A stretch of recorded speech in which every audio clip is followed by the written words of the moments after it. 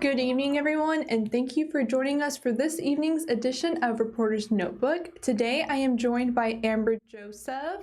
Hi, how are you? I'm good. How are you? I'm doing good. Okay, so before we get into your story, I want to know what you did for Labor Day weekend.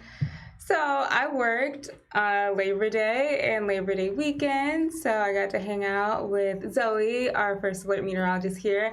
And Labor Day I worked and I filled in for Maria Satiris, so I got to hang out and anchor the show with our first alert meteorologist, Alex Wasalenko. After work, I just kind of relaxed. I cooked some chicken and veggies and made a salad and just relaxed at home. Right, yeah. Rested. What did you do?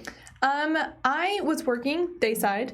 But for Labor Day weekend, I actually went to Atlantic Beach. Oh, wow. Yes. And I ran into Caroline on a story. So while she was in the WNCT car, I was knocking on the car and let's go hang out at the beach while you're on your break or anything like that. So sounds like an awesome Labor Day weekend. Yeah, it was really fun. So let's get into the story that you did today. Can you tell us what you did today? Yeah, so I covered a new app from the state. It is called Slow COVID NC, and it's a exposure notification app. So this app is going to be launching this month, and it basically notifies you if you've been exposed to someone who's tested positive for COVID. And, this is the state, really trying to enhance their efforts of contact tracing and slow and stop the spread of coronavirus throughout our state.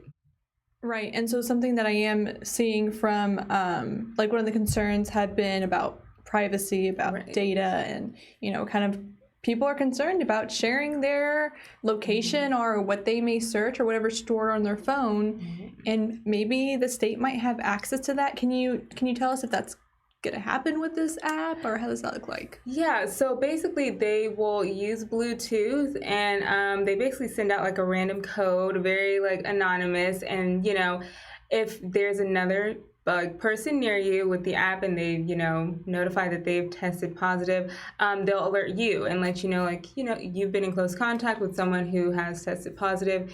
Go to your local health department, or here's where you can go for testing. So there is software in place that they are testing now, beta testing, where they're not going to track you. They're not going to, take any of your information or anything like that. It's very secure, and they want to make sure you have security and privacy on your phone. But they are going to use a cool way with the codes and anonymous codes to, notify other people if you're positive and you've been around them, and vice versa. So your identity, your information is completely safe, and it's an interesting and cool technology that they do to notify people if they've been in contact with someone with COVID, but not give away anyone's identity or information. Now, is this an app that you see yourself downloading?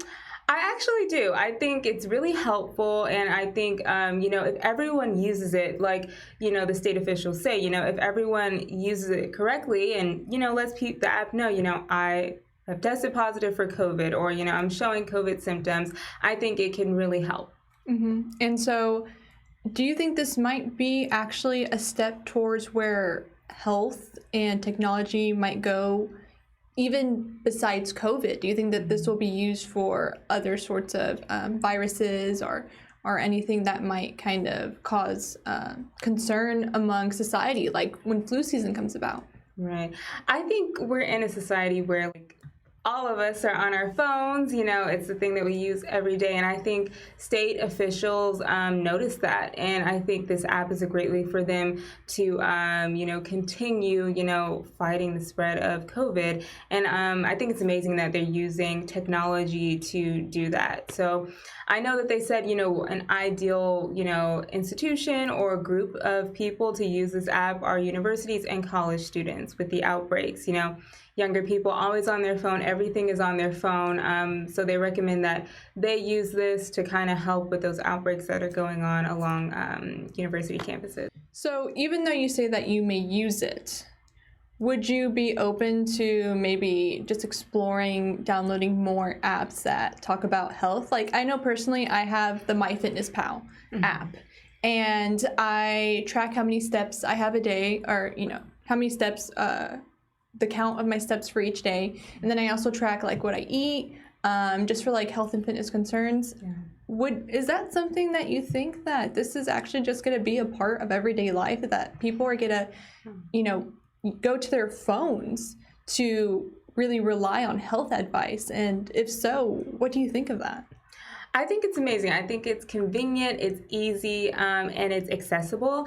And yeah, I have the MyFitnessPal app. I have apps like that give me workouts that I can do anywhere. I have the CDC app as well as our local WNCT app to keep up to date with things going on with the COVID pandemic. So I think it's accessible, and I think it's a great way for people to, you know, get instant notifications, instant advisories right on their phone. Right, and then I'm just going to go ahead and plug in our app, our WNCT app, where you can get alerts, and then you can also look into the daily live updates that we do here from our digital studio. And so, yeah, I just want to go ahead and say thank you for joining us for this evening's edition of Reporter's Notebook. And Amber, I hope to see you here in the future. Thank you.